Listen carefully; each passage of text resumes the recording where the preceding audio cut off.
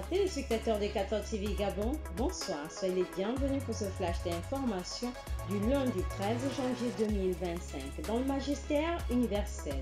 Avant la prière de l'Angélus de ce dimanche 12 janvier 2025, jour anniversaire du baptême du Seigneur, nos Saints-Pères a invité les fidèles réunis place Saint-Pierre à se souvenir de la date de leur baptême et à la célébrer comme un nouvel anniversaire, celui de sa propre naissance dans l'Esprit de Dieu.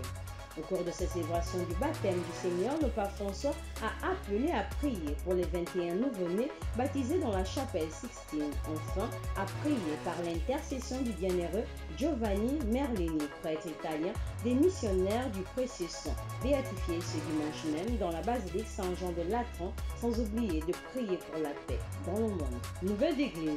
Ce fut le vendredi 10 janvier 2025 dernier que le cardinal Pietro Parolin, secrétaire d'État du Saint-Siège, a présidé la messe de consécration de la nouvelle église du baptême de Jésus, située au bord du Jourdain, sur le site où Jean-Baptiste a baptisé le Fils de Dieu.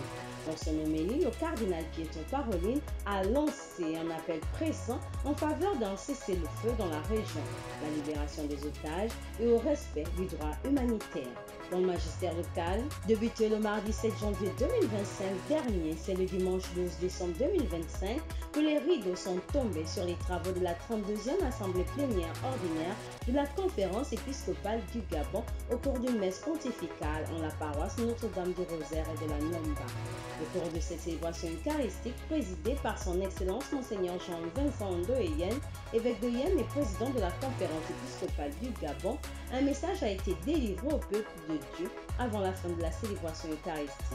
Dans leur message, les évêques du Gabon ont affirmé en substance que l'autonomie financière de l'Église apparaît comme une question importante qui interpelle la responsabilité collective dans la mission pastorale.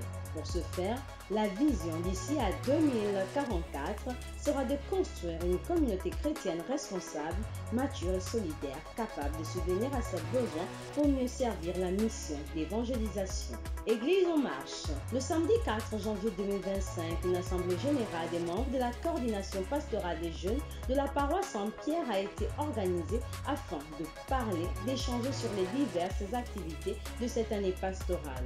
Cette réunion s'est déroulée en présence de leur aumônier, l'abbé Valérien Nectaire Mouendou Mounongi, vicaire à la paroisse Saint-Pierre de Libreville.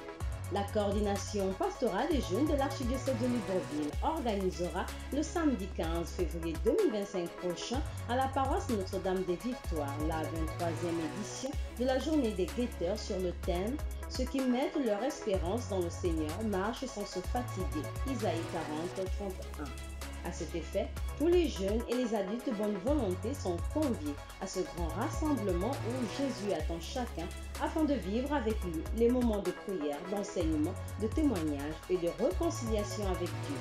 Confions au Seigneur ce rassemblement de la jeunesse chrétienne qui est au Gabon.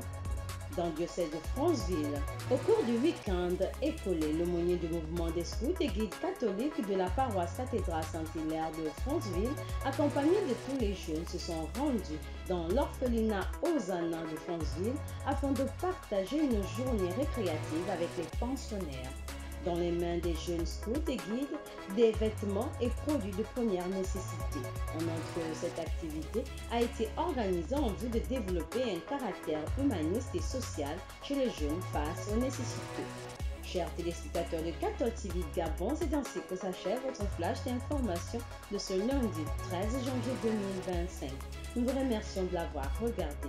On marche vers les 200 ans de l'histoire de l'évangélisation de l'Église catholique au Gabon. Gardons la foi, l'espérance et la charité.